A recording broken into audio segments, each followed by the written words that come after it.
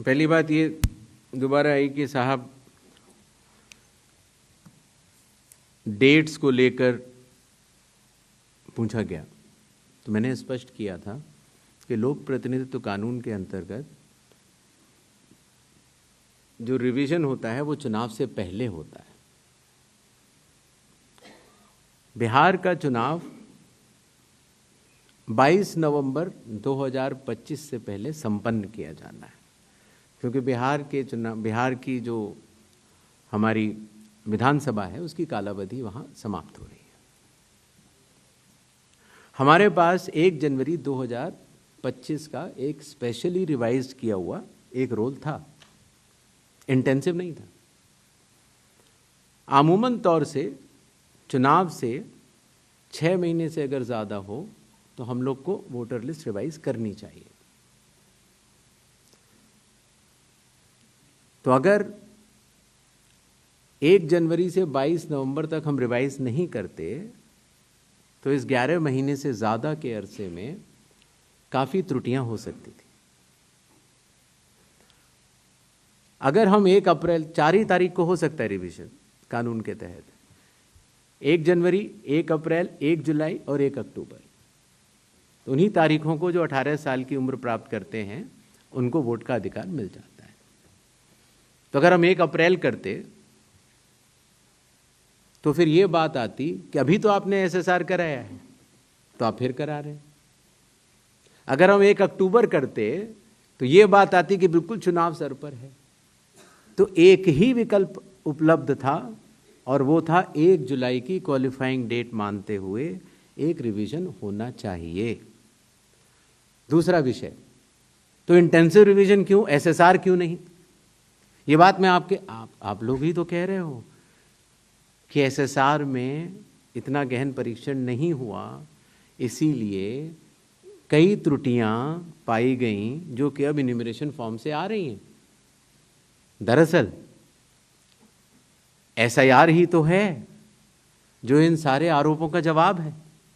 अगर एसआईआर में सब लोग मिलकर, सारी राजनीतिक पार्टियां मिलकर अगर मतदाता सूची को शुद्ध बनाने के लिए, राजनीतिक उद्देश्यों से परे जाकर राष्ट्र निर्माण के लिए, राष्ट्र सेवा के लिए अगर मतदाता सूची को शुद्ध बनाने के लिए काम करना चाहें तो आज भी बिहार में 15 दिन बाकी हैं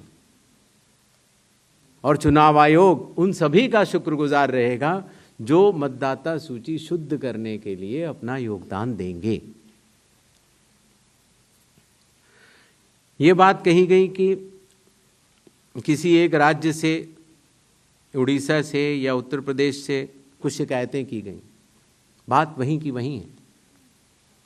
चुनाव हारने या जीतने के बाद जिस मतदाता सूची पर चुनाव हुआ उसके ऊपर बिना हलफनामा दिया गया, ये बात ठीक नहीं है।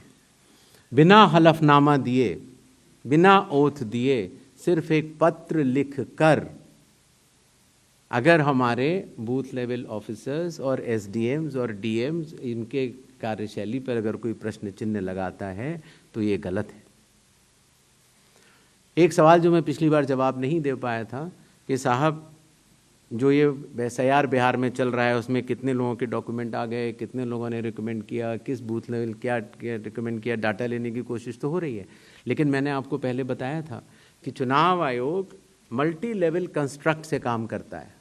Booth level officer booth level पर है, जहां औसतन करीब 1000 से कम मतदाता है, 200 घर हैं। उसके ऊपर आता है बूथ लेवल सुपरवाइजर जो 10 बूथ लेवल ऑफिसर के ऊपर काम करता है। उसके ऊपर आता है एसडीएम, उसके ऊपर आता है डीएम, उसके ऊपर आता है चीफ इलेक्टोरल ऑफिसर, और मतदाता सूची का कार्य वहीं समाप्त हो जाता है। चुनाव आयोग में न तो मैं, न मेरे साथी चुनाव आयोग, न कोई चुनाव आयुक्त का अधिकारी और न आप कोई भी वोट जोड़ सकते हैं या काट सकते हैं सिवाय कानूनी प्रक्रिया का पालन किए, कोई भी। तो आपको इस बात को समझना होगा कि इस कंस्ट्रक्ट में, जो डिसेंट्रलाइज कंस्ट्रक्ट है, इसमें बूथ लेवल ऑफिसर ने जब किसी मतदाता से डॉक्यूमेंट्स लिए या उसने दिए तो कितने डॉक्यूमेंट्स लिए, क्या उसको रिकमेंड किया या नहीं किया, ये सारा विषय अभी भी एसडीएम स्तर पर विचाराधीन है, जिसका निर्णय 30 सितंबर तक आएगा। और उसके पहले इस सवाल का जवाब पूछना और बताना दोनों ही त्रुटिपूर्ण भी रहेगा और वो भी रहेगा। अगर आप आधार के बारे में आपने बोला, माननीय सुप्रीम कोर्ट का स्पष्ट आदेश है कि जो लोग एग्रीव्ड हैं, जो लोग ड्राफ्ट सूची से एग्रीव्ड हैं, वो लोग अपने इन्यूमरेशन फॉर्म को आधार के साथ जमा कर सकते हैं।